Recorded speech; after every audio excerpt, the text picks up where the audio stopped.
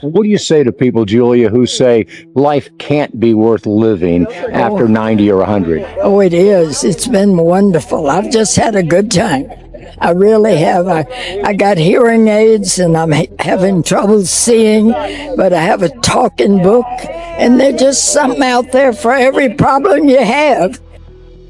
Hurricane Hawkins blasts out of the starting blocks. She moves down the track, pulls away from the field, and crosses the line. The time reads 24.75 seconds in the 60 meters. Another centenarian world record. Let that sit for a second. Only a tiny number of human beings have ever broken a world record at 100 years old. She has now done it twice. And before you picture some highly trained former athlete with a lifetime of coaching behind her, let me tell you who actually just set that record. A great-grandmother from Baton Rouge, Louisiana, who spends most of her time in her backyard watching birds.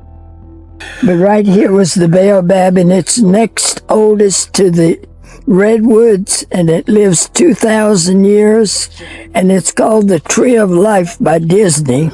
Quietly among the things she loves. We are going to get to the records, but first you need to understand the life she lived to get here. Because without the full picture, this is just a fast old lady. With it, this is one of the most complete human stories you will ever hear. Julia Hawkins was born in 1916. She grew up in Baton Rouge, Louisiana, and if the first thing you need to know about her is that she ran a world record at 102, the second thing you need to know is that nothing about her life came easy before she ever set foot on a track. She worked 3 jobs at the same time to put herself through college at Louisiana State University, graduating in 1938 with a degree in teaching. 3 jobs. Not 1, not 2, 3, all at the same time, just to earn the right to sit in a classroom and learn. That alone tells you who this woman is before the sprinting story even begins. On her very first day of school, she met a man named Murray Hawkins. He was 6'2", blonde, smart, and so good looking that she went home that same night and wrote about him in her diary because she was that impressed. She knew. She absolutely knew. And then the world intervened the way it always does when people are trying to build something. Murray was stationed at Pearl Harbor on December 7th, 1941, the day Japan attacked. 8 days would pass before Julia heard that Murray had survived. 8 days. Think about what that actually means. The person you already know you love, the man you wrote about in your diary on the first day you ever saw him, is somewhere in the middle of a military attack, and you have no way of knowing for 8 days whether he is alive or dead. What does that kind of waiting do to a person? What does surviving those 8 days build inside you? For Julia Hawkins, the answer, as it turns out, was something unbreakable. Their love story wasted no time after that. Julia and Murray Hawkins were married by telephone. Julia in Baton Rouge, Murray still at Pearl Harbor. And believe it or not, that was completely legal. 2 people separated by an ocean and a war, getting married over a phone line because they had already decided and nothing was going to stop them. They were married for 70 years before Murray passed away in 1995. 70 years. Most people today cannot hold a relationship together across a single time zone, and this woman built one across a war, across an ocean, across 7 decades of actual life, and she called it a good team. When she was asked at 102 what Murray would say if he could see her run today, she answered simply, he would be pleased as punch. That is a woman who still does things for the man she married over a telephone 80 years ago. That is who is setting world records on this track. Now here is where the sports story actually begins, and it starts in the most Julia Hawkins way possible. Her children entered her into the National Senior Games when she was 100 years old. She heard the idea and liked it, saying she liked the idea of being 100 and doing the 100 meters, that somehow that was a little bit of a challenge. It sounded good. So she decided to try it. She had no formal training background, no athletic identity, no coach, no plan. Her own description of her running style is one of the most honest things any athlete has ever said about how they do what they do. She said she just got out there and ran, that someone told her to put 1 foot back and 1 foot forward and use her hands, and that was about all she knew. That was the entire technical preparation for a world record. 1 foot back, 1 foot forward. Use your hands. Someone close to her described the moment they first saw her run. They were at her house helping her with things, about to leave, and she said, "Oh, one more thing," and told them to time her in the 100. She walked out to the street and took off running. They were surprised. They said they were not expecting actual running. They were not sure what they had been expecting, but it was not that. Julia Hawkins ran the 100 meters and broke the world record for participants over the age of 100. Her own reaction to it was pure and completely hers. She said she was absolutely amazed, that she could not believe it, that she kept thinking, what? How did this happen to me? Not a speech, not a performance, performance. Just genuine disbelief from a woman who did not go into this expecting to be historic. And then she came back. A year later, at 102, she returned, this time for the 60 meters. She described herself in that period by saying she feels like a shooting star and does not know when it is going to end. Hurricane Hawkins blasts out of the gate at 102 years old and runs 24.75 seconds in the 60 meters. Yet another centenarian world record, her second, from a woman who had no running background, no training plan, and who described her entire technique as 1 foot back, 1 foot forward, use your hands. I have seen people watch this and say they felt embarrassed knowing a 102-year-old woman just outran their entire PE class. And honestly, that embarrassment is probably the most useful thing that video ever produced for some people. She has outlived most of her original PE class entirely, and she is still the one running. What actually gets me about this story is not the records themselves, it is what she says about how she feels inside the body that set them. She said that in a 102-year-old body, you would not believe how young the mind can feel. She said 60, 70, sometimes 16, that she never thinks of herself as being old, that she always has passions, birds and trees and flowers and all kinds of good things, and that those passions are part of what keeps her alive to the things around her. People who watched her online called her a champion of life, and I do not think that is sentiment. I think it is the most accurate description anyone has put forward, because what she is proving is not just that a 102-year-old can run fast. She is proving that the decision to stay curious, to stay present, to keep showing up for something that challenges you does not come with an expiry date. The people who assume it does are the ones watching from the side while she runs past them. She described the feeling of sport in a way I have not heard many professional athletes describe it. She said the adrenaline you get when you do sports is so hard to express, but that it is a wonderful field and something that is powerful and worth working for. A woman who has been through Pearl Harbor, telephone marriages, 70 years of partnership, 3 jobs at the same time, just to get an education, standing on a track at 102 years old and telling you that the adrenaline of sport is still worth working for. That is not an inspirational quote. That is a lived conclusion from a century of experience, and I think we owe it the respect of taking it seriously. So here is what I need you to sit with before you go. She did not start competing until she was already 100 years old. She had no training, no history, no plan. What she had was a life fully lived, a love story built across a war, and a mind that still felt 16 on its best days. And she broke 2 world records anyway. When you are 100 years old, what will you still be doing that makes the people who loved you proud? Drop it below. Every single comment gets read. Don't forget to like, subscribe, and hit the notification bell for more amazing track and field content every week.